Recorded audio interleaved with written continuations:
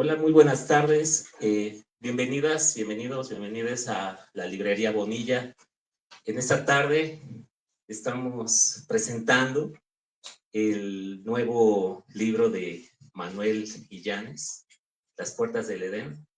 Yo soy Daniel Rosario Leite, soy editor del proyecto Aleteo Poético.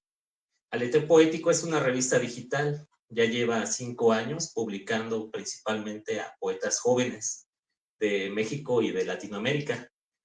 En 2025 decidí dar pues este primer paso a publicaciones físicas con el afán de celebrarme esos 5 años de conocer a poetas y a amigos que con el tiempo se han hecho buenas amistades, ¿no?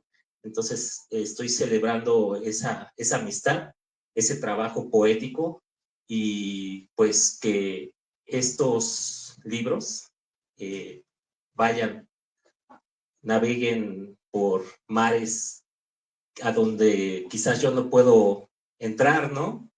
Quizás que el día de mañana venga alguna amistad de Manuel y trafique esos libros a Chile, ¿no?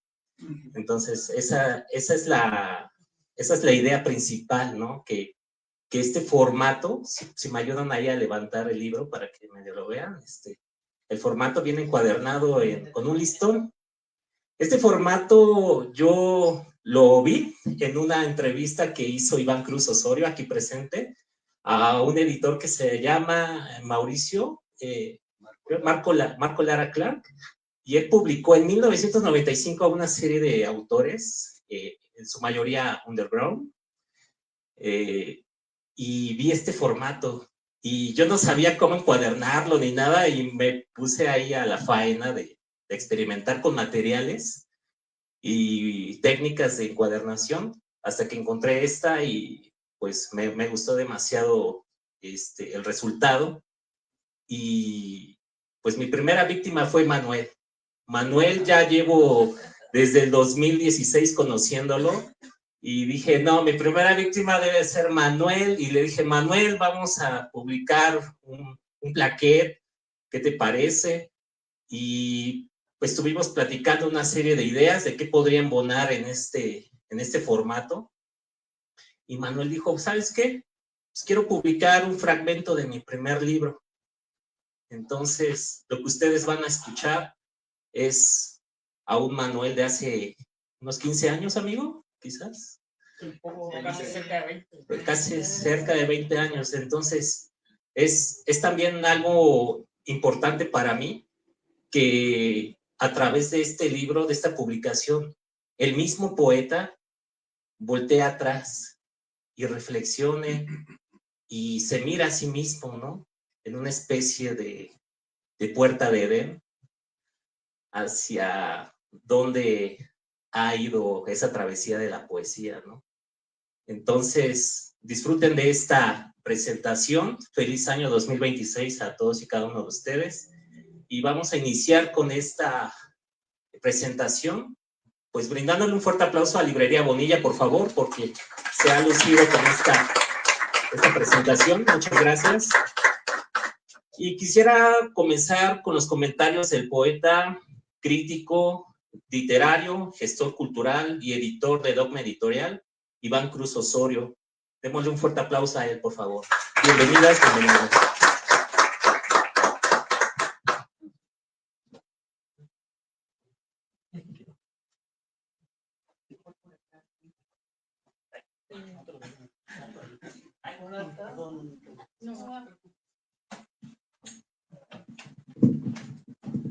Ahí funciona. Ok. Bueno, buenas tardes a todos, a todes. Para mí es muy grato poder presentar este libro, pero sobre todo porque, como bien dice Daniel, sobre todo es, yo creo que acercarnos, creo que los amigos o ser gente muy cercana a la obra del Manuel, que no era conocido por nosotros, que era el Manuel joven, ¿no? así de viejo como lo ven, así lo conocimos nosotros, que es cuando llegó a México. Entonces, acercarnos como este primer intento, no intento, sino este primer libro, era acercarnos a los descubrimientos y a las semillas que él mismo iba sembrando dentro de su arrancar o su inicio poético, estético. Y a mí personalmente me descubrió varias claves de lo que eclosionaría años después y que también tiene que ver con libros como, bueno, el último, ¿no? Cascajo, que edita Bonilla, ¿no? También. Para mí Cascajo es uno de los libros de poesía más relevantes que yo he leído en los últimos años, más allá de que creo que hace una radiografía de lo que es vivir en las zonas, no digamos marginales, sino olvidadas y dejadas también de la gobernanza y de la fe incluso, ¿no? Creo que lo hace espléndidamente Manuel en Cascajo, que por lo demás es un libro que, bueno, podemos seguir aquí todavía, ¿no? Aquí en Bonilla. Y bueno, yo veo varias de esas eclosiones que vemos en ese libro, que para mí es un libro redondo, muy bien logrado, en lo que es Las Puertas del Edén. Yo leyéndolo, y evidentemente yo teniendo como estos espejeos con lo que es nuestra generación, porque somos igualmente viejos, Manuel y yo, él un poco más, ¿no? Se nota, de hecho. Pero generacionalmente tenemos que vernos en ese desarraigo y en esa desgarradura, ¿no? Generacional que vivimos. O sea, no vamos a negar, bueno, él en Chile, uno tiene sus propias desgarraduras, evidentemente lo que pasa con la dictadura pinochetista, lo que pasa con la salvaje represión en Chile, ¿no? Evidentemente tiene su parangón de distintas maneras en nuestro México, también decíamos muchos que somos nacidos a finales o a principios de los años 80, que somos hijos de las crisis, ¿no? Las crisis económicas, las crisis sociales, todo eso estaba ocurriendo mientras nosotros estábamos creciendo, y cuando llegamos a los años 90, hacia nuestra temprana adolescencia o ya adolescencia, estábamos viendo de nuevo una crisis económica brutal, una crisis social, de nuevo las grandes migraciones, ¿no? De mexicanos a Estados Unidos tras lo que se llamó el error de diciembre entre Salinas y Zedillo en los años 90, todo esto. Entonces yo espejeaba un poco con este caminar y este andar y este deambular que tiene Manuel en Las Puertas del Edén. En esta entrega, y específicamente en la entrega que es este fragmento de ese libro, primero de Manuel, porque recordemos que esta es una parte del libro, lo que ahora se nos entrega. Estamos viviendo un tránsito en el que el autor va viajando y visitando nuevas geografías, que se está moviendo, sí, espiritualmente desde ese Chile mutilado, moviéndose hacia otras mutilaciones, que son Perú, que son el Alto Perú o lo que es Bolivia.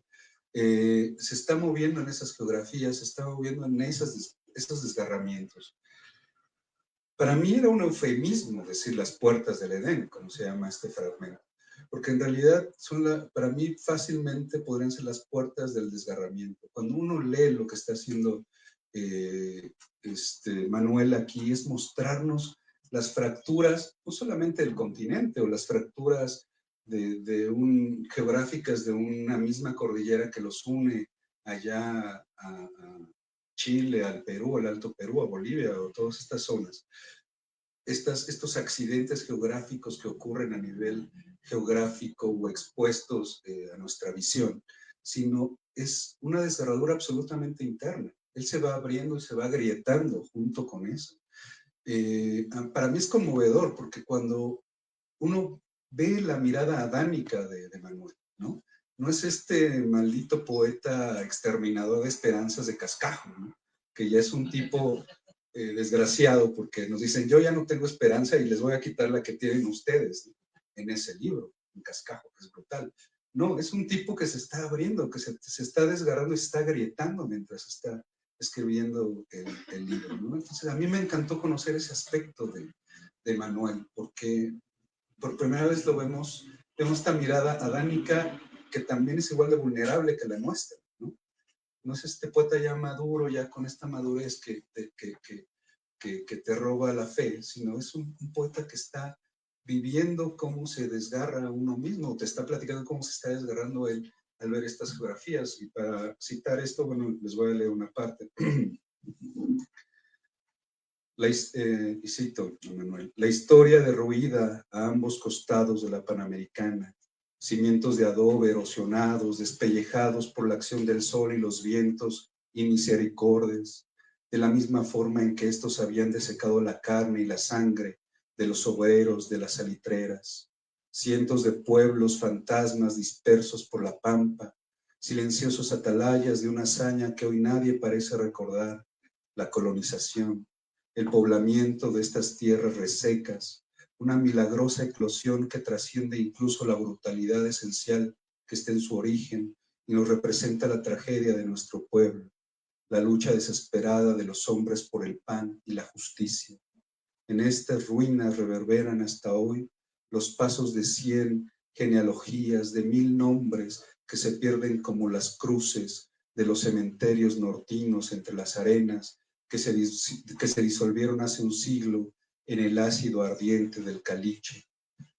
Es esta abertura, esta abertura de grietas que les comento. El poeta está mirando lo que está viajando y lo que está transitando y lo que deambula a su paso. Y en estas estaciones que él nos va enumerando, que ustedes las verán ahora que tengan el libro en sus manos, bueno, con el acompañamiento de unas fotos que están acá, pero recorriendo desde este tránsito de estaciones que ustedes irán viendo y recorriendo con él estas geografías. Pero, repito, no se trata solamente de recorrer una estación o ir de un lado a otro o mirar los ladrillos de adobe asoleados y vueltos a secar y vueltos a derruir, y mirar las grandes, o reflexionar como él mismo lo hace, de las grandes civilizaciones o las civilizaciones incas que estaban ahí y cómo desaparecen y cómo seguiremos desapareciendo siempre, e incluso en la persistencia de la vida que está ahí, pero que siempre seguiremos desapareciendo. O sea, nosotros vamos notando eso, que posteriormente en sus libros posteriores ya está plenamente hecho. Pero estaremos viendo ya los cimientos o la simiente de lo que es el ser derruido, el ser como un personaje que se va cayendo a pedazos todo el tiempo, ¿no? Un ser que incluso pudo existir, pero que se sigue descascarando todo el tiempo. Eso es lo que yo voy caminando con él, porque cada vez que camino con él veo ese ser que se descascaja, ¿no? Está ahí, pero se está cayendo. No termina de caer, si no se va a caer en el libro, al menos en este fragmento que vamos a leer, pero ya queda sembrado lo que, repito, veremos ya en Cascajo de una manera brutal.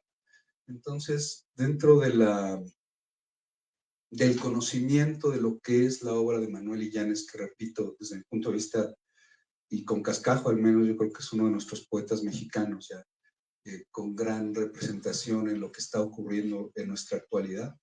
Es vital tener un libro con esa mirada que nos está empezando a decir algo se está, como diría Max Rojas, ¿no? Nuestro poeta del aullido, algo se está derruyendo, ¿no?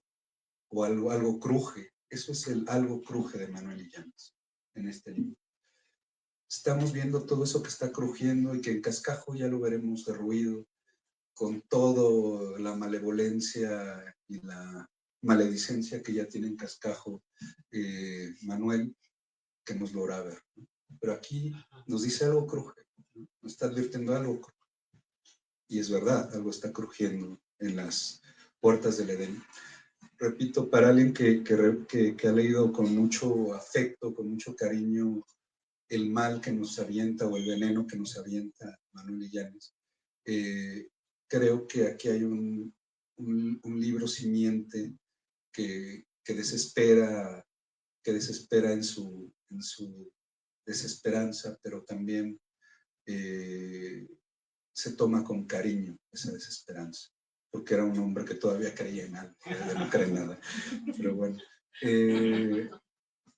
nada, pues felicitar al Aleteo Poético, que yo creo que es una de las editoriales emergentes que más pica piedra, que más persiste, que más está creyendo con toda fe en la poesía. Y en tiempos en que la poesía, y ahora sí, como siempre y como toda la vida decía, la poesía no sirve para nada, ahora se insiste más y con más saña decir que la poesía absolutamente no sirve para nada, pero está bien, está bien. En un momento que todo es utilitario, está bien que algo no sirva para nada. No tenemos que ser útiles siempre, ¿no? Alimenta el espíritu, y si eso no es nada, bueno, qué bueno que sea nada, pero está el espíritu ahí, y es el espíritu el que sigue picando piedra, el espíritu de Daniel. Yelenia también está ahí, ¿no? De alguna u otra manera, pero Daniel, desde que yo lo conozco hace algunos años, que evidentemente él es más joven y más furiosamente está emperrado con la poesía que nosotros, está siguiendo este camino y cada vez lo hace mucho mejor. Yo cuando vi este ejemplo de libros, yo decía, puta, estás mejorando ese formato que efectivamente lo mencionábamos, que era estas ediciones de Al Este del Paraíso que hacía Marco Lara Clar y Mario Santiago a principios de los años 90, ¿no? Yo creo que le has dado otra dimensión, está muy bien. Porque es un formato muy amable, es un formato que te pide, como lector, también te pide, ¿no? No es solamente pasar la hoja, sino estar dándole una dimensión incluso de papiro, me encanta esa idea. Creo que esos esfuerzos, los esfuerzos que hace alguien más como Alberto Sánchez Martínez, que está aquí con sus ediciones Come Fuego, todo esto que incluso nacen desde la periferia, ¿no? Xochimilco, Tláhuac. Esa es otra idea de lo que estamos tratando de traducir, ¿no? O sea, los esfuerzos más perros o más emperrados no están al centro, están afuera. Porque no damos por hecho nada o no se da por hecho nada, todo se está consiguiendo. Y yo creo que los camaradas lo están consiguiendo, lo están haciendo con más emperramiento y con más fe. Y yo les agradezco mucho que lo hagan. Y bueno, muchas gracias, Daniel, por la invitación primero. Manuel, muchas gracias por tu poesía, desde luego, y por este camino que has venido siguiendo. Y yo les dejo con la palabra a Daniel. Gracias.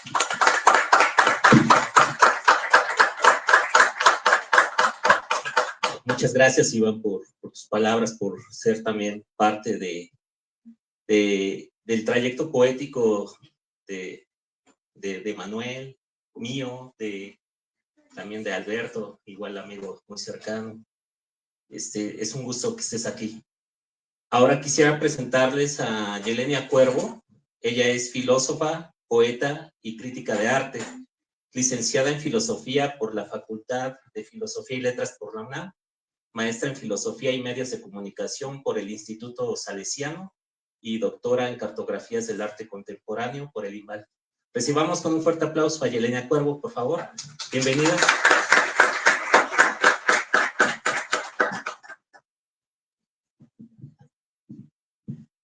Bueno, muchas gracias a todos por estar aquí presentes, a la Librería Bonilla,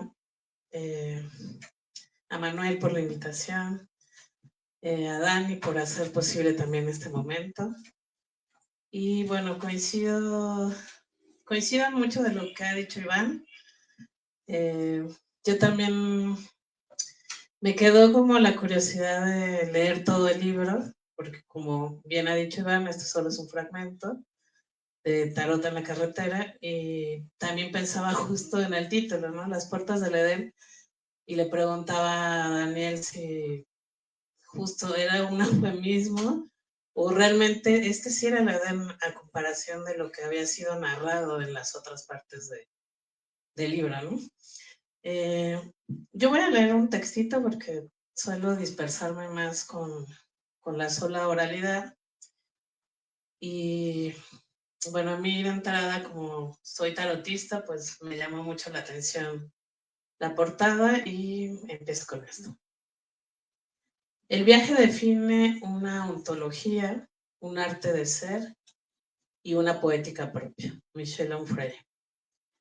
En el tarot del Rider-Waite, las cartas denominadas como arcanos mayores reflejan desde la visión del psicoanalista Carl Jung los arquetipos por los cuales transita nuestra alma en determinados momentos de la existencia. El mazo inicia con el arcano 0.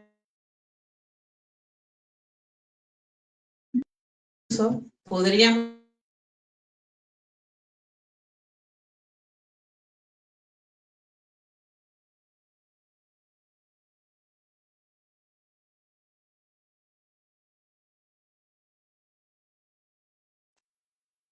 nos expresa su ímpetu por comenzar un viaje que emerge de la más honesta libertad, abandonando a una sociedad que lo ha marginado. El loco es un aventurero, un ser autónomo que recorre territorios sin rumbo. Al ver la portada de Las Puertas del Edén, editorial Aleteo Poético 2025, observamos a ese loco, pero ahora personificado con los rasgos fenotípicos de Manuel Illanes, inmerso en Pisac, Perú. Esto ya nos da un indicio iconográfico de cómo abordar la obra poética, una especie de diario de viaje, pero sin la línea costumbrista de la tradición literaria del siglo XIX. Pienso al terminar de leerlo en un parangón particular con el montaje cinematográfico ruso. Así encontramos breves piezas literarias con distintos ritmos, como si se tratara de diversas escenas o incluso planos fílmicos que, como pensaría Tarkovsky, tienen su propia respiración rítmica. De esta manera nos encontramos ante huellas o trazos poéticos que dan cuenta de un viaje. Pero, ¿qué es lo que atestiguamos cuando viajamos? ¿Qué se transforma durante el viaje? ¿El viaje es interno o externo? ¿Qué brújula guía el camino? El yo poético o viajante lírico nos muestra, tal y como lo enuncian los fragmentos, una ventana a un universo múltiple. La carretera es esa ventana. Es la imagen del abismo que nunca da certeza del paradero a donde se llegará. El viaje también implica una incertidumbre. Así transitamos desde narraciones descriptivas, no lineales, a reflexiones a la usanza del ensayo, incluso cavilaciones teóricas que indagan momentáneamente sobre lo que se ha contemplado o experimentado en otros instantes, como puede ejemplificarse en este aforismo. Cito a Manuel: la vida es una batalla en la que nunca terminamos de regalar nuestra sangre. Hasta presenciar la esencia poética de la prosa, que en ocasiones describe lo exterior de una forma minuciosa y en otras la propia percepción o las sensaciones que despiertan los distintos lugares, complejos arqueológicos, montañas, valles, cielos paradisíacos después de la lluvia, templos, catedrales, carreteras y páramos. Entonces emerge una especie de memoria poética, aquella que evoca la experiencia, a las afecciones y a los afectos, de lo que se vive y trastoca en el ser. Cito a Manuel: las puertas del Edén se abrieron, rasgando la cortina de nubes que ensombrecía el horizonte, y se encendió entonces esa luz que no es sino puro ímpetu, aquella que ninguna oscuridad puede derrotar. Dicen que toda gran obra literaria es al mismo tiempo una poética. Siempre Dani y yo discutimos sobre ese punto. Y quizá lo sea cuando el escritor posee esa audacia para mirar, parafraseando a Didi Uberman, cómo la palabra quema, arde en llamas y nos consume. En este sentido, la prosa poética de Manuel Illanes nos traslada inexorablemente hacia la belleza, pero también hacia la reflexión de lo nombrado, donde se expresa una preocupación por todas estas injusticias sociales que de alguna manera son esa grieta o ese cascajo que ha mencionado Iván, y una beta reflexiva que yo encuentro, y ahí parte como de esos indicios de una poética, y lo cito: ¿no es acaso irónico que te encuentres por vez primera enfrentando el desierto al que te has internado desde siempre, cercar en tus poemas? Todo lo que has escrito habla de una u otra forma de estas arenas, describe este inmerso páramo al que van a perderse todos los caminos. Tarde o temprano tenías que venir aquí, poeta de sal, a enterrar tu corazón en el corazón del desierto y ser purificado por el sol de tus opios y extravíos. El poeta, ahí se me fue.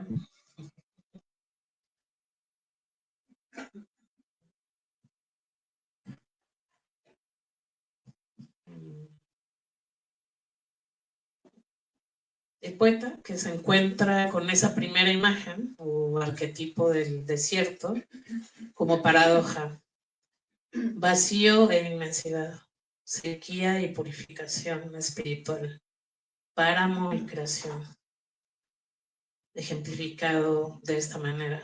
Conducir la palabra desde la ciudad del desierto, de donde nunca debió salir, hacer de la palabra una pampa infinita, porque no es sino el desierto donde la palabra adquiere su resonancia infinita. Y Illanes nos fractura y nos consume a partir de estos fragmentos que trascienden la descripción de un viaje vivido para orientarnos a zonas fronterizas que en nuestra cualidad de extranjeros ante lo otro o la alteridad nos exige dejarnos arropar por pulsiones diversas que marcan cada una de las páginas de las puertas del Edén. Y bueno, sea una invitación para que lo lean. Muchas gracias.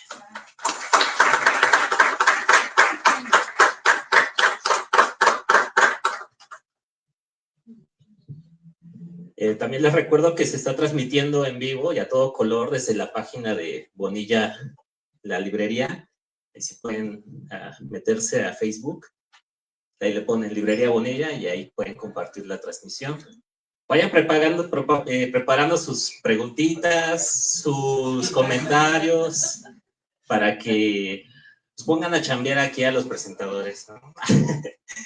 Y bueno, por último, quiero presentar a una nueva amiga, Claudia Kerig. Muchas gracias por aceptar la invitación. Es realmente un privilegio, un placer que estés aquí. Les presento a Claudia Kerig. Ella es poeta, traductora, investigadora y académica, licenciada en literatura latinoamericana y con estudios de maestría en literatura comparada por la Universidad Hebrea de Jerusalén. Es doctora en literatura hispánica por el Colegio de México. Un fuerte aplauso para Claudia, por favor. Bienvenida, Claudia.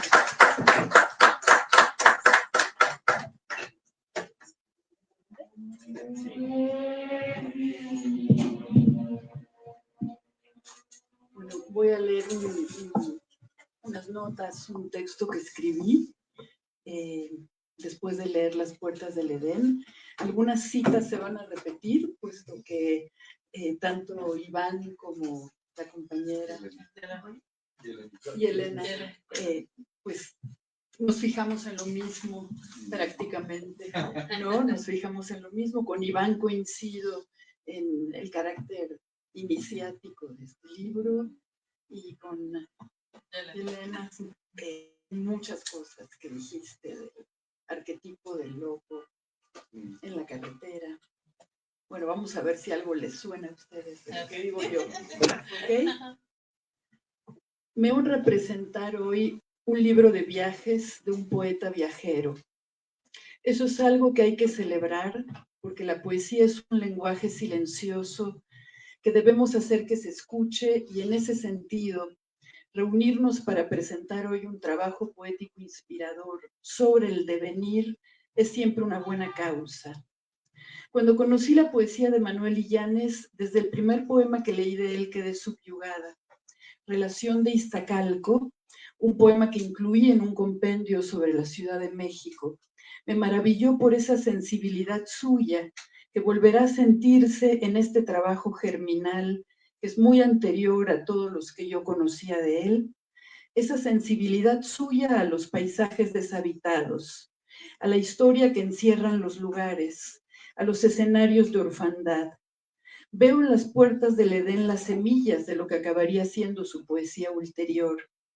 Editado originalmente en el año 2009 como parte de un libro que se llamó Tarot de la Carretera, inspirado, según ha confesado el propio Illanes, en la influencia de otro libro del poeta surrealista Henry Michaud, titulado Ecuador, de 1929, un libro que también describe paisajes latinoamericanos deshabitados, desplazamientos, como también los demás autores a los que Illanes les dedica sus trabajos, Antonín Artaud, Mario Santiago, quienes también son ejemplos de traslados a paisajes distintos, a escenarios y desiertos diferentes.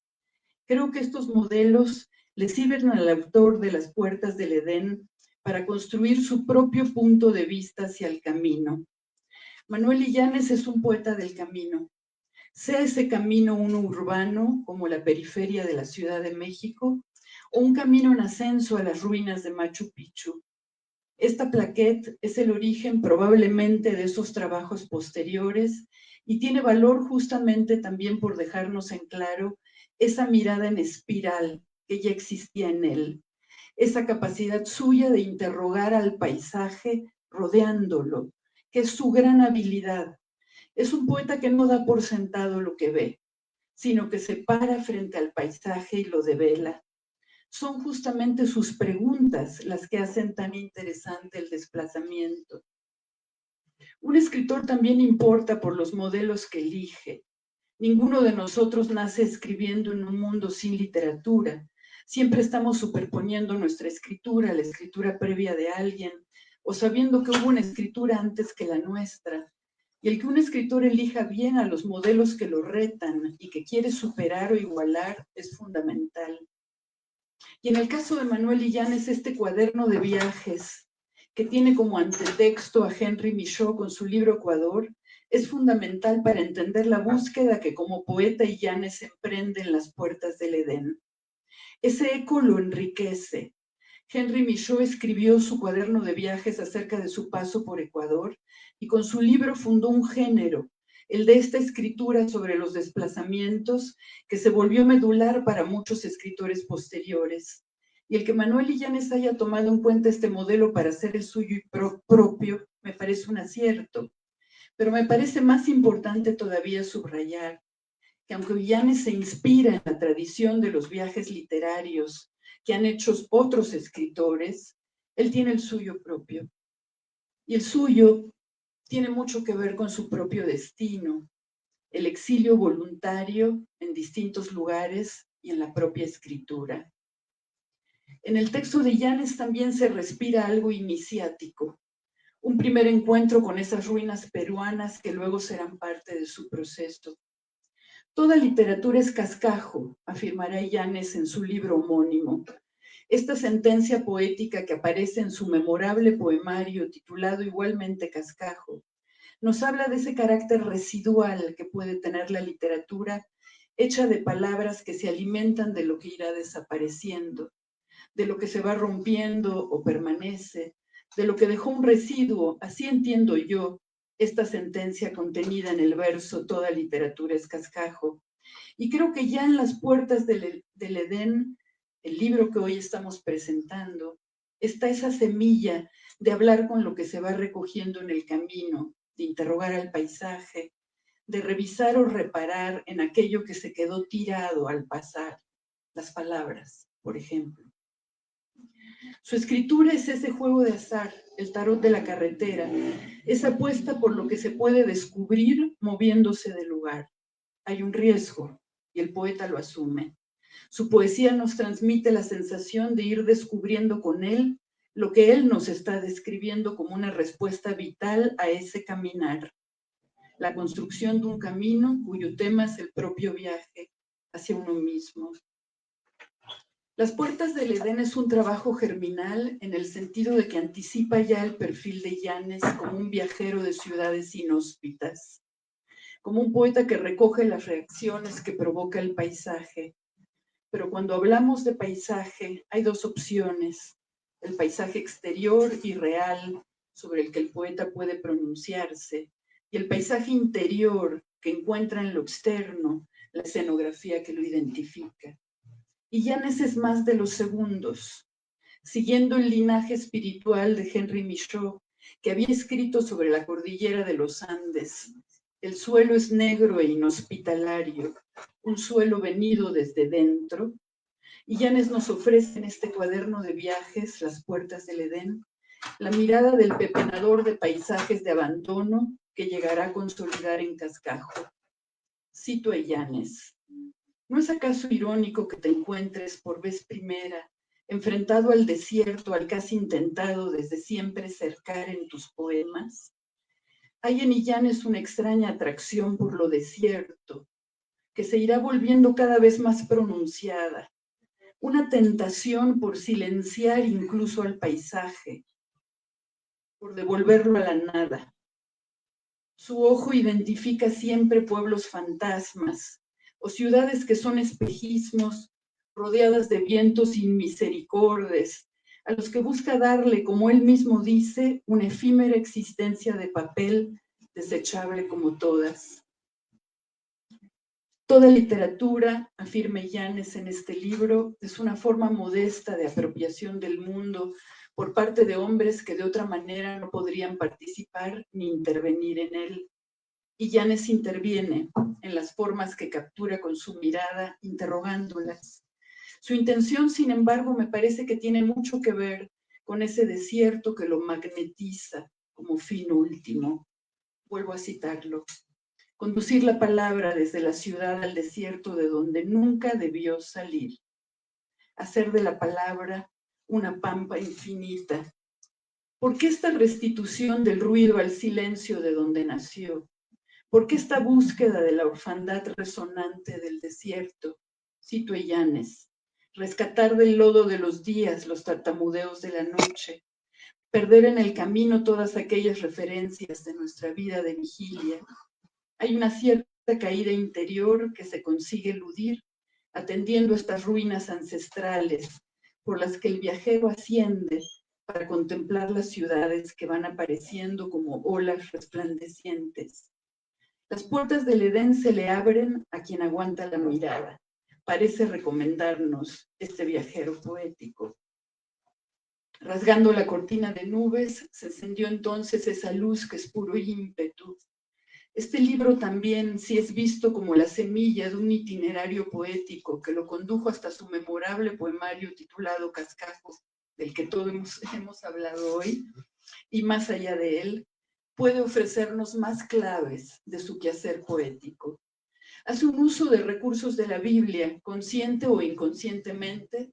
La palabra Edén viene del hebreo, fue transcrita directamente del hebreo al español, al igual que la palabra cascajo, y pronunciada por profetas del Antiguo Testamento.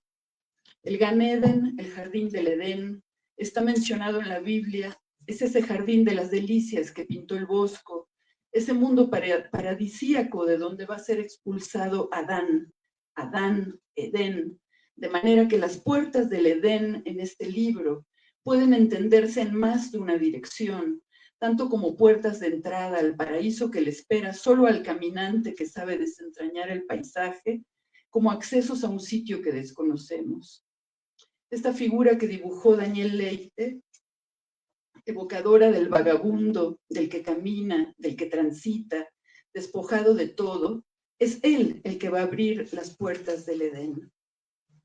Es curioso que el título de esta crónica de viajes tan poética tenga entretejidas resonancias bíblicas, como otros poemas de Manuel Illanes, y haga alusión justamente al Edén, ese paraíso perdido del que fuera expulsado Adán. En la escatología judía, además, o en el estudio de los mundos últimos, hay una explicación del Edén bíblico como un lugar que no es real, sino celestial, y del que se dice que nunca será presenciado por ningún ojo mortal. Estas puertas del Edén de Illanes recuerdan en algo ese sentido de irrealidad. Sus ciudades espejismo lo evocan. El título de las puertas del Edén, por último, también podría ser entendido como una metáfora de la propia poesía, del propio quehacer poético, pues esta plaqueta también nos lleva a pensar en la escritura como una apuesta para ingresar a través de las puertas del Edén, es decir, como un intento de atravesar el silencio del que podremos ser expulsados por nuestra propia cuenta, como le ocurriera a Adán si no encontramos las palabras correctas para evitarlo. Voy a decir por último algo más. Su literatura recoge los residuos que la alimentarán y a los que retornará. Las puertas del Edén también revisa los desechos de la historia, una afición de Illanes por recordar lo que hubo y ya no está. En ese sentido, este poemario también recoge la influencia de otro chileno, además de Roberto Bolaño, y es la de Pablo Neruda en sus poemas Alturas de Machu Picchu, cuando le da voz a las civilizaciones originales que poblaron el lugar. Illanes también escucha esas voces en su crónica poética, lo cito, las escucha así: centros nerviosos de una identidad ligadas indisolublemente al devenir histórico de los pueblos andinos, mudos mensajeros de un mundo enterrado. Pero no es mistificar lo que pretendo llegar a afirmar Illanes, para preguntarse en otro momento, ¿de dónde nace este temblor que pasa y me reduce a escombros en su presencia? ¿Es solo su gestión? Ya sea si está subiendo por las ciudades peruanas ancestrales o si está transitando por las calles de la Ciudad de México y sus alrededores de abandono, él está en el camino, esa es su poesía, estar en el camino y emprender una batalla con el decir. Gracias.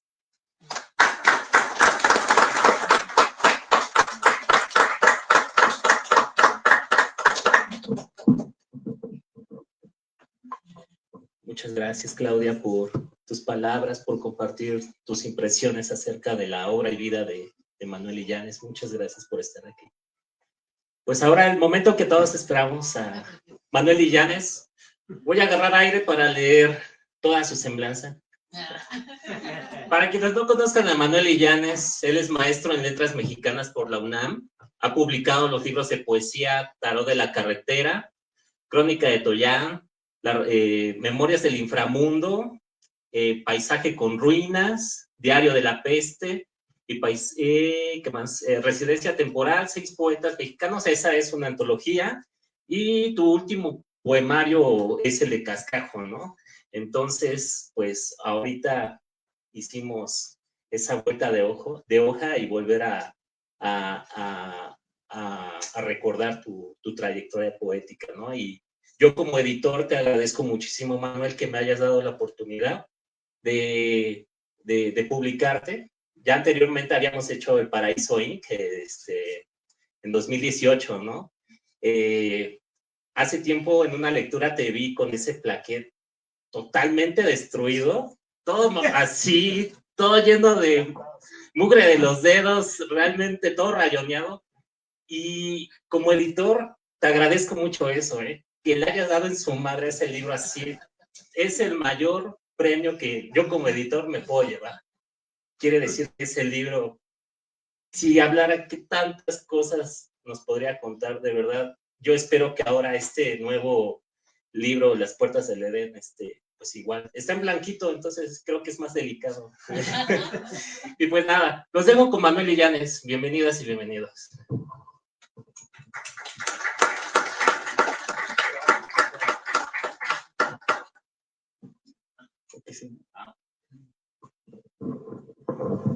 Bueno, muchísimas gracias Daniel, Iván, Yelenia, Claudia,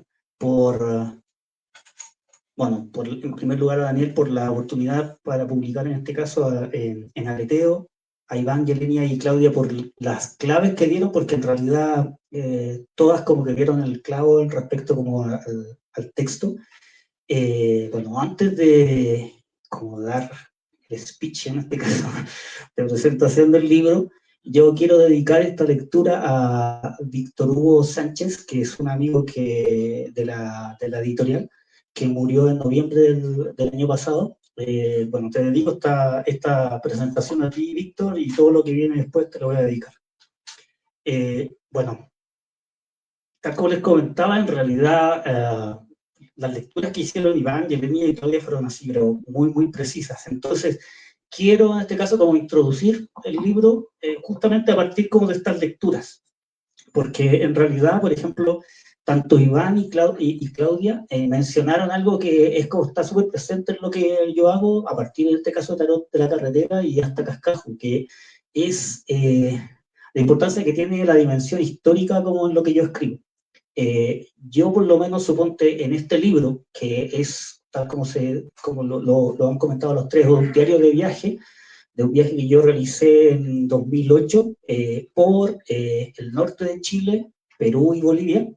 En este caso, el diario de viaje, al introducir un paisaje, muchas veces como nosotros perdemos como en cuenta o no tomamos en consideración que, por ejemplo, el paisaje no es simplemente un medio natural, sino que en el paisaje está inmerso la historia y está construido desde la historia así, pero de una forma así como muy patente.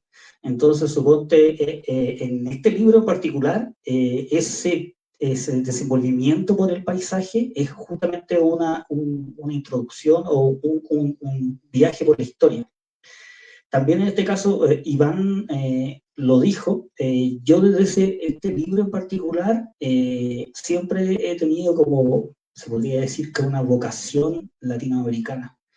¿En qué sentido? O sea, en Chile en particular en los años 90 había un discurso muy marcado con respecto a la supuesta superioridad que tenía Chile respecto a Perú y a Bolivia en particular, porque en esos años 90 hubo una migración peruano-boliviana súper importante, no al nivel al que hay hoy, en este caso actualmente en Chile, que hemos recibido venezolanos, haitianos, centroamericanos, peruanos, bolivianos, etcétera, pero sí había una muy importante y había un discurso muy marcado en Chile con respecto a que Chile era una suerte como de isla histórica en relación como al resto de los países sudamericanos y latinoamericanos, y a mí siempre me pareció ridículo ese discurso. Entonces, de alguna manera, este viaje por Perú y Bolivia era justamente como una forma de reconocerme latinoamericano, y también ligado en este caso como a las culturas andinas, en este caso como yo menciono el Valle Sagrado de los Incas y también menciono Tiwanaku, que es como una ciudad sagrada que está muy cerca de La Paz en Bolivia. Yelenia Mansorio mencionó lo del diario del viaje, también lo mencionó en este caso Claudia. Yo en el libro, El Tarot de la Carretera, y en este fragmento que es Las Puertas del Edén, menciono a Henri Michaud, que es un poeta surrealista belga, que él escribió el año 29 un libro que es para mí como fundamental, que se llama Ecuador.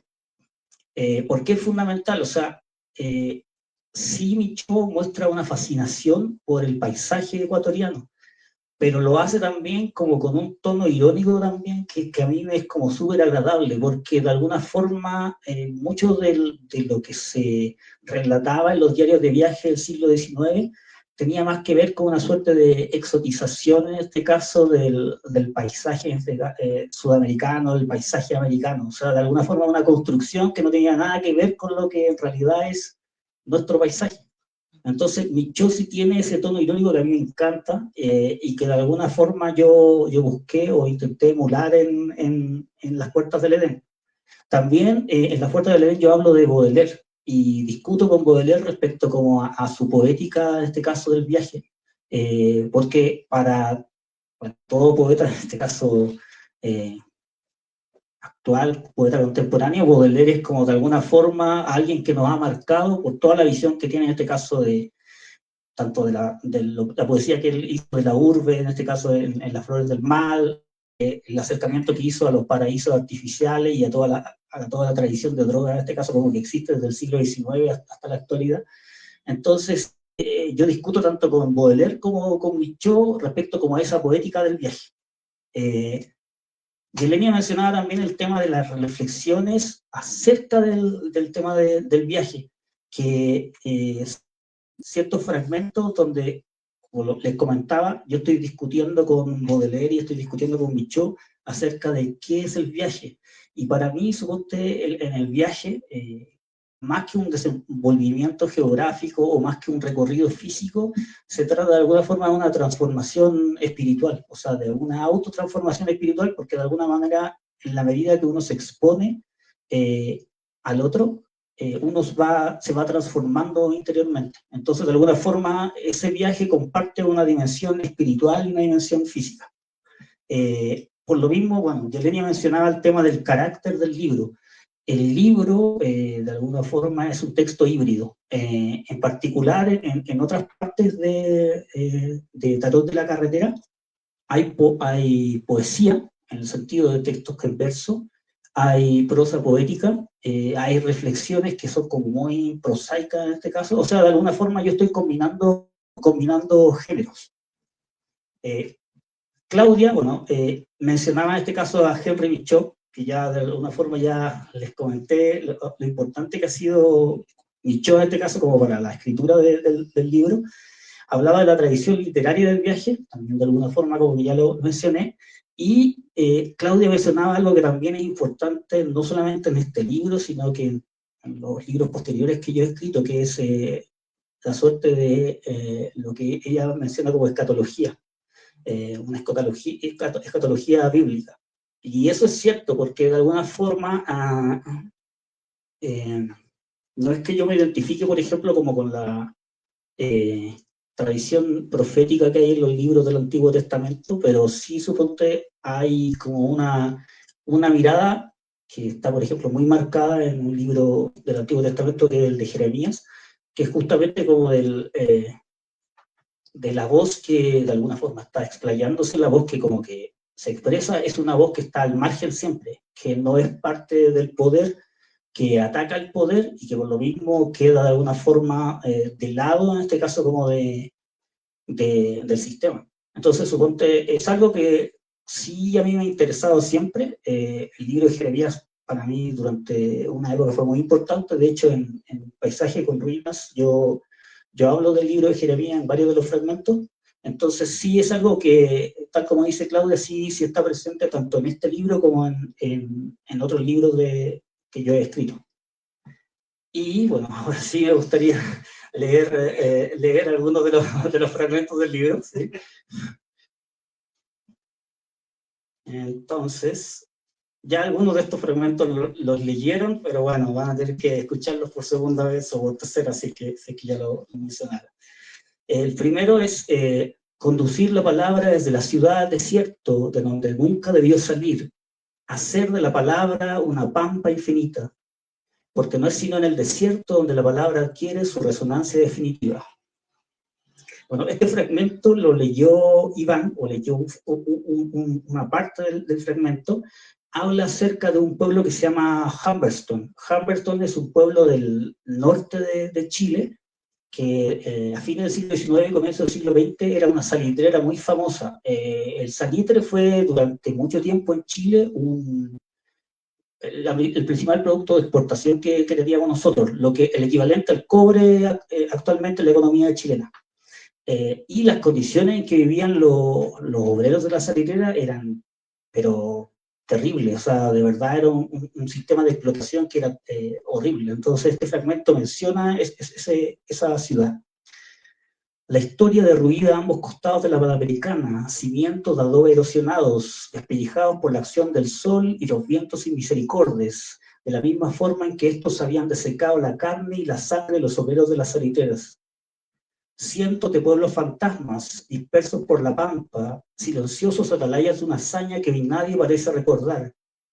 La colonización, el poblamiento de estas tierras resecas, una milagrosa eclosión que trasciende incluso la brutalidad esencial que está en su origen y nos representa la tragedia de nuestro pueblo, la lucha desesperada de los hombres por el pan y la justicia. En estas ruinas reverberan hasta hoy los pasos de 100 genealogías, de 1000 nombres que se pierden como las cruces de los cementerios nocturnos entre las arenas, que se disolvieron hace un siglo en el ácido ardiente del caliche.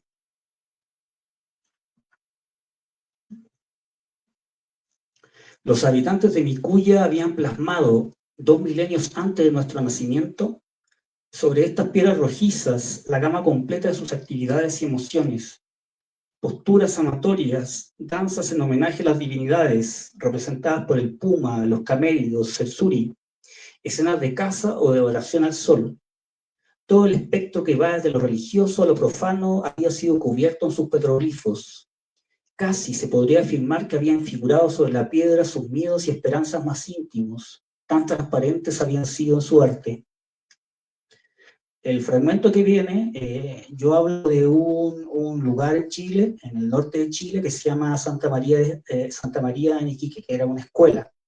En esta escuela, en 1907, hubo una huelga organizada por obreros de la salitera que terminó con, bueno, una masacre que ordenó el gobierno chileno de los obreros que estaban como en huelga. Murieron aproximadamente, bueno, hay estimaciones, murieron como entre 2.000, 3.000 en lo más bajo y se habla de hasta 10.000 personas. Y curiosamente aquí en México me parece que más o menos en el mismo periodo, 1906-1907, pasó lo de Cananea, en el norte de México. Entonces no era algo aislado, o sea, esa represión como existía como desde el norte, desde México hasta Chile. Los símbolos de la memoria toman sobre las paredes de la Escuela Santa María en Iquique la forma de grafitis, murales, lemas manoseados, expresiones que tienen límite, sometidos a una superficie, al paso del tiempo. La voz de los desheredados, precaria, fácilmente tachable, resuena con fuerza ahí. Es un ruido de fondo que los poderosos prefieren ignorar, pero que permanece en la atmósfera histórica como una impugnación molesta al estado de cosa presente. Se podrían derribar estos muros, se podría arrasar la escuela hasta sus últimos cimientos y eliminar su recuerdo del reino de los nombres, de igual forma en que se intentó con los miles de refugiados de la escuela un siglo atrás. Aún así, ellos surgirían como setas en el tronco de un árbol podrido, multiplicándose innumerables. ¿No es acaso irónico que te encuentres por vez primera enfrentado al desierto al que has intentado desde siempre cercar en tus poemas? Todo lo que has escrito habla, de una u otra forma, de estas arenas, describe este inmenso páramo al que van a perderse todos los caminos. Tarde o temprano tenías que venir aquí, poeta de la sal, a enterrar tu corazón en el corazón del desierto y ser purificado por el sol de tus opios y extravíos. Tarde o temprano debían quemarse tus entrañas en este incensario, como ofrendas para esa vida que habías diseñado. Tarde o temprano, visión y voz debían reunirse, encarnarse en un territorio real, donde cada palabra que sostuvieras en el aire tuviera un peso determinado, un sentido preciso de la anatomía de la vida. Los españoles fueron lo suficientemente astutos para conservar ciertos restos de la arquitectura inca en el Cusco. Arrasaron los edificios, conservando sus fundamentos, con independencia de razones prácticas concretas, reutilizar el material para la construcción de sus propios templos, conscientes de que algunos lugares dentro de la ciudad poseían el prestigio de lo sagrado, prestigio que se remontaba con seguridad hasta los orígenes de la ocupación del valle por los incas, fundiéndose por tanto con el mito. Sobre estos fundamentos erigieron sus catedrales, buscando traspasar el aura sobrenatural de los primeros edificios a sus construcciones. Hábil maniobra de mercaderes. Sin embargo, la majestad de las iglesias cristianas palidece frente a la perfección, a la monumentalidad de estas plataformas. El contraste es demasiado evidente. Las iglesias son meras excrescencias, se podría pensar, musgo acumulado sobre la cabeza de un jayán que yace profundamente dormido. En la noche de Cusco, un grupo bastante grande de manifestantes protestaba por la inminente aprobación de una ley que privatizaría los sitios de interés arqueológico. La manifestación se realizaba en plena plaza de armas de la ciudad. Era curioso considerar las reacciones de los turistas que se encontraban cerca. Ninguno de ellos parecía evidenciar más que una leve sorpresa que casi podríamos asimilar con la molestia. Desde su perspectiva, no existía gran distancia entre que los monumentos fueran administrados por manos privadas a que continuaran en manos de los descendientes de los incas, lo que para la comunidad del Cusco era una verdadera castración. En tanto esos sitios están integrados a grupos humanos vivos y forman parte de sus tradiciones y ritos, para ellos representaba tan solo un asunto de dinero. Esta diferencia de perspectivas revela, a mi modo de ver, dos maneras completamente opuestas de entender el pasado. En una de estas, el Cusco y sus alrededores constituyen un sitio postal, una experiencia de superficie que puede reducirse a fotos, la compra de souvenirs, un tour, un pasado fosilizado, sin relación con lo humano, una mitología en sentido negativo de la palabra. Para la otra, en cambio, Machu Picchu, Ollantaytambo, Pisac, Sacsayhuamán y las demás ciudades y Pucará distribuidos por el Valle Sagrado simbolizan más que meros restos de una civilización fenecida. Ellos son centros nerviosos de una identidad, ligadas indisolublemente al devenir histórico de los pueblos andinos, extendiendo su luz sobre el presente y futuro.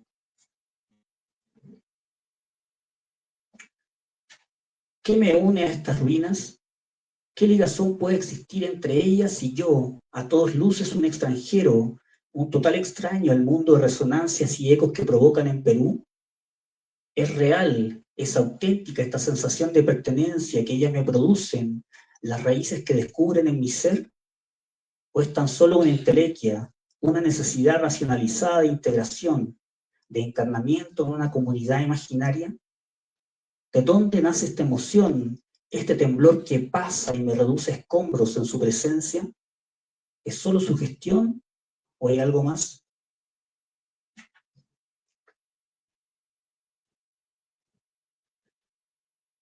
Tristeza de comprobar que la pirámide yacía sepultada bajo toneladas de tierra y rocas, que los altares de piedra habían sido desecrados, que las estelas fueron destrozadas por bárbaros codiciosos en busca de oro. Aquella hermosa construcción, recubierta con una capa de piedras de un intenso tono verde, relucía en la meseta y podía ser apreciada desde kilómetros de distancia en los tiempos de esplendor. Ahora permanecía invisible para las miradas, fracturada en su mayor parte, de igual manera que la maravillosa Puerta del Sol, construida de un solo bloque de piedra andesita y tapizada de misteriosos relieves, entre los que destacaba la luminosa imagen de Viracocha, centro de la cosmogonía Tiwanaku. Alrededor de su figura hierática, plena de solemnidad, se había levantado esa ciudad magnífica, alimentada por sus rayos de piedra. Los ojos del dios dibujados sobre la puerta habían sido animados en el pasado remoto por el hálito del sol, y ese soplo se había extendido por las venas de la ciudad y de los hombres que la habían poblado en forma de lenguaje, maíz, presencias tutelares, terrores sin nombre, un mundo habitado por figuras terribles y compasivas al mismo tiempo. Los ojos de Viracocha, el dios dibujado sobre la piedra, lucían apagados en la tarde nublada. Aún está lejos la apoteosis, el solsticio que volverá a darles vida, me imagino. Me repetía entristecido en el camino de vuelta a la paz. Seguimos un estrecho sendero que bordeaba el precipicio e iba girando alrededor de la montaña, casi como si la abrazara, que avanzaba de manera interminable y serpenteaba entre los riscos, siempre en ascenso, hasta culminar en una explanada repleta de grandes piedras labradas extrañamente. Llovía con intensidad, estábamos completamente empapados. Hubo unos minutos de silencio en los que adoramos el cielo cubierto, apostados en el Intihuatana. No es mistificar lo que pretendo al describir las distintas estancias de los viajes, o de el viaje en singular, el paradigmático, de manera oblicua, en forma de breves disquisiciones que se circunscriben dentro del terreno de lo que llamamos de forma ridícula poesía. No, de ninguna manera. Aunque parezca un lugar común, lo que pretendo en el fondo es alcanzar lo que está más allá de las palabras, el imbunche secreto que taconea como el torpe albatros de la literatura sobre la cubierta del lenguaje, con la única herramienta que tenemos a nuestra disposición, la palabra misma. De esa aparente pero profunda contradicción se deduce la anatomía particular de estos fragmentos, la fractura y la impotencia que los signan, esa pulsión insensata que los conduce directamente a las arenas. Almorzamos bajo la sombra de aquellos grandes cerros, en un pequeño valle al que fuertes vientos laceraban. Una extraña suerte nos había llevado hasta Cuya, y solo otro extraño golpe del destino podía sacarnos de ahí.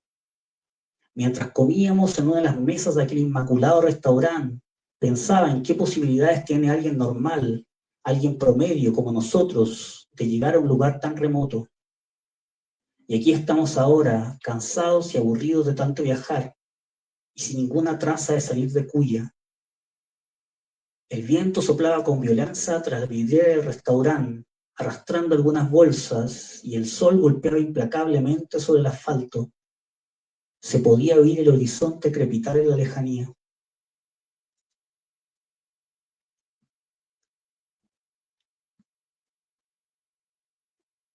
Este es el penúltimo ya.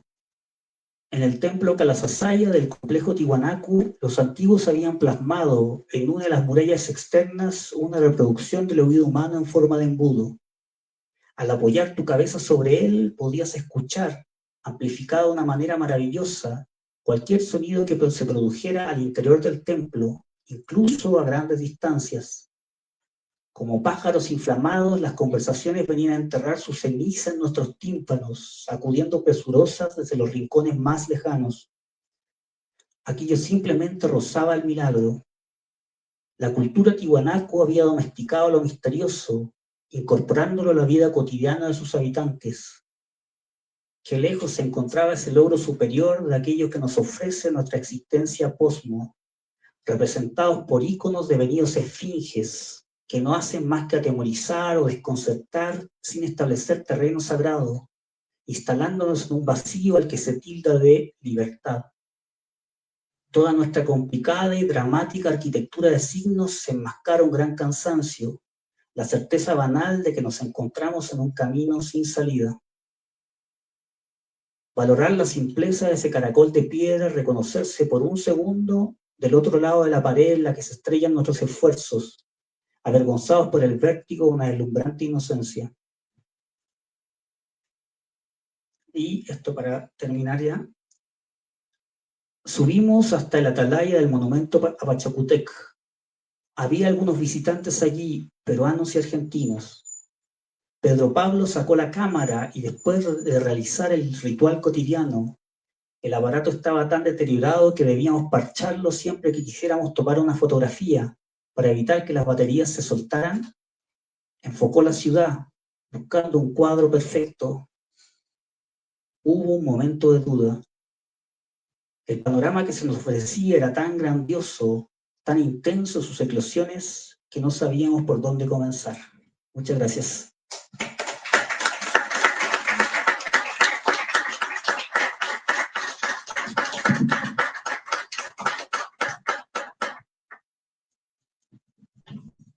Muchas gracias, Manuel, por esta intervención tan valiosa. Es el momento para compartir, dar retroalimentación, interactuar con los presentadores, con el autor. Quisiera darles la palabra a ustedes. ¿Alguna persona quiere compartir alguna impresión, alguna pregunta? El micrófono es para ustedes. No se amontonen, sin miedo. Algunos de los que están en la mesa, ¿alguna pregunta para Manuel? En lo que el público se anima.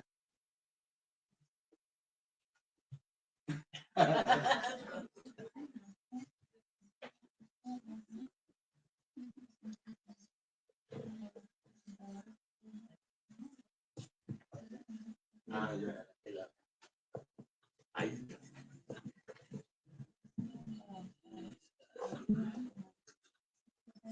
Hola Manuel, buenas noches. Te quería preguntar, para ti, ¿qué significa el Edén de la historia? Dentro de la historia.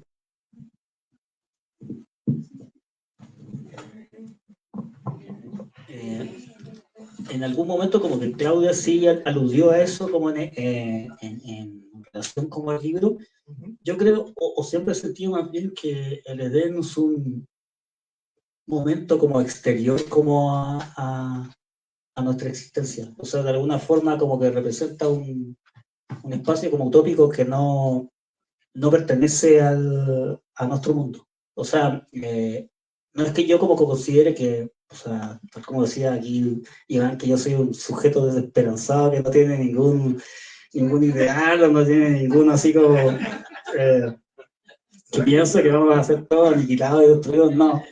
Pero sí, yo creo que de alguna forma ese como espacio al que como que remite el Edén no pertenece a la historia, a pesar de que de alguna forma, y esto sí yo lo creo, nosotros estamos constantemente siendo como atraídos hacia ese espacio que como que desborda nuestro círculo histórico. O sea, yo siento que de alguna forma de manera inconsciente o consciente, nosotros siempre estamos buscando como este espacio donde se podría realizar como una suerte como de armonía universal.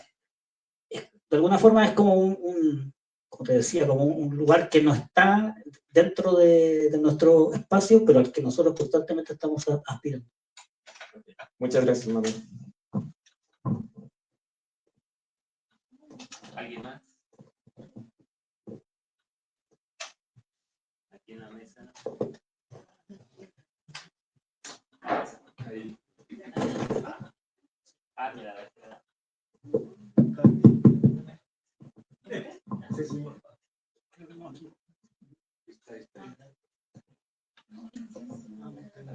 Hola a toda la mesa. Pues yo tengo una pregunta, digo, a reserva de que lea el libro y posiblemente encuentre la respuesta ahí. En lo que estaba escuchando me surge la duda de cómo compaginar toda esta tradición cristiana que nos ha atravesado a todos con la cultura prehispánica. ¿Cómo lo haces tú?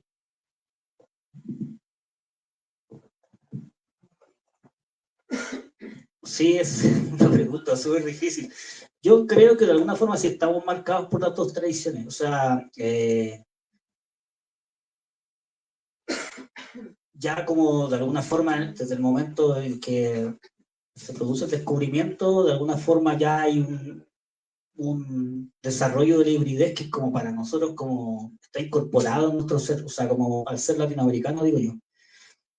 Yo creo sí que de alguna forma uno tiene que tener una aproximación crítica, porque el hecho de que, por ejemplo, yo en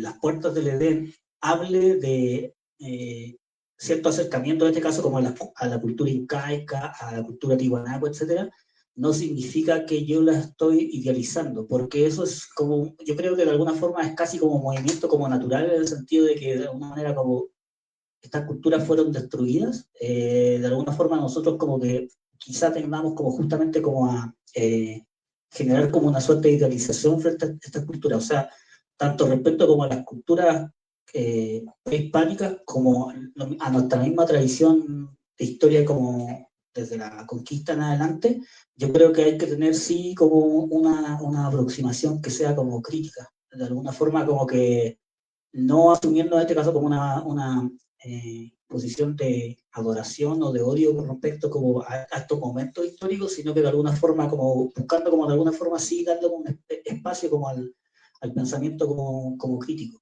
Y lo digo, por ejemplo, porque aquí en México sí hay como respecto, por ejemplo, a las culturas mexicas, o incluso como antes, o sea, este caso de Teotihuacán en adelante, como de alguna forma una idealización súper grande. Y eso incluso se nota hasta en la poesía latinoamericana de los años 60. Por ejemplo, Cardenal tenía libros dedicados, en este caso, por ejemplo, a Teotihuacán, donde de alguna forma Cardenal sacaba de la ecuación el tema del sacrificio humano, o sea, de alguna forma hablaba de Teotihuacán como una ciudad como utópica, donde de alguna forma se había alcanzado un estado de civilización increíble y donde no existía como nada malo, o sea, y eso de alguna forma uno tiene que como pensarlo en términos de que es una idealización como extrema, porque el tema del sacrificio humano está patente en las civilizaciones de acá desde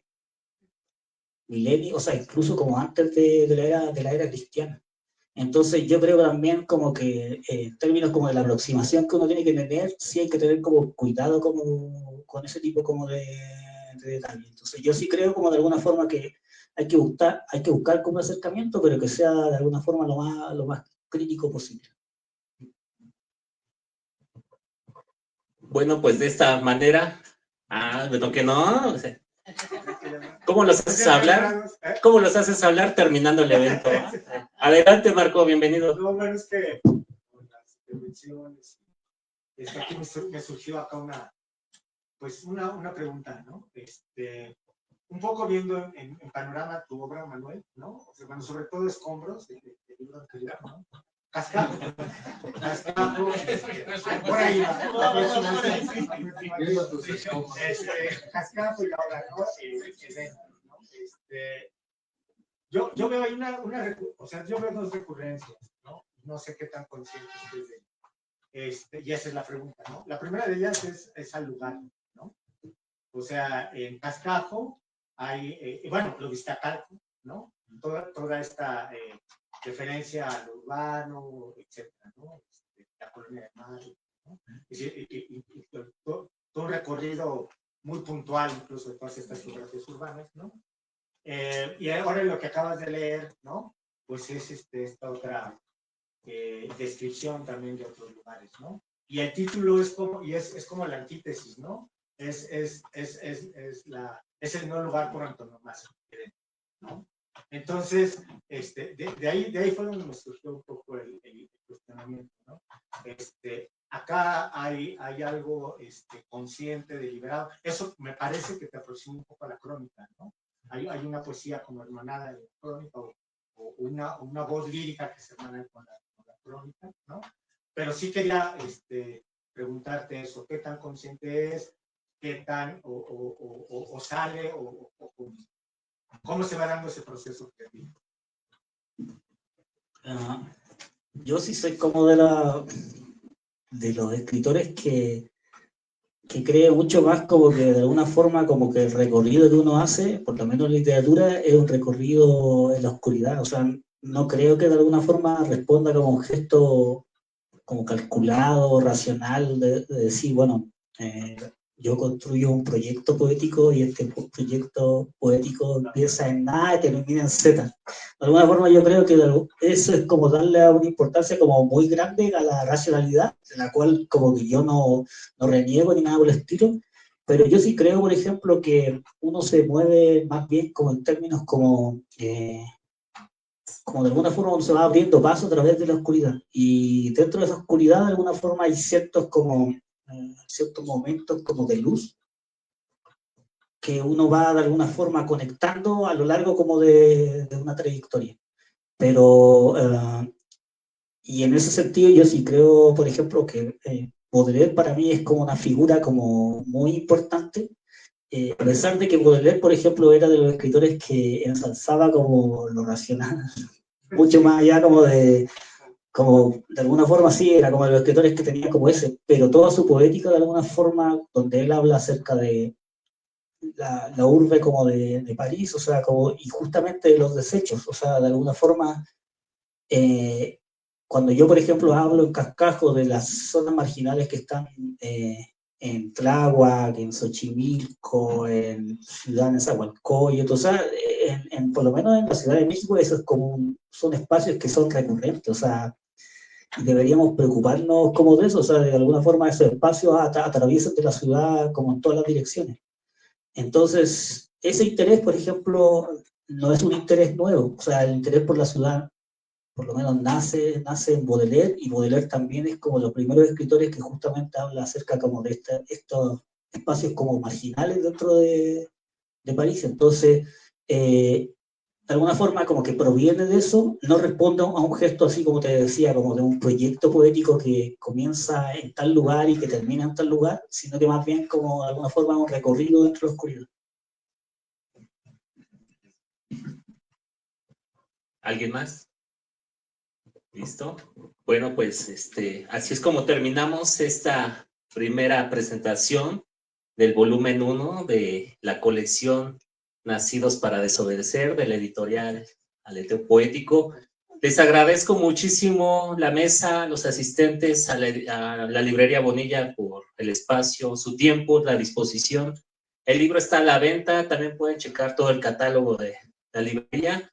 Y bueno, despidamos con un fuerte aplauso a la mesa, por favor. Muchas gracias.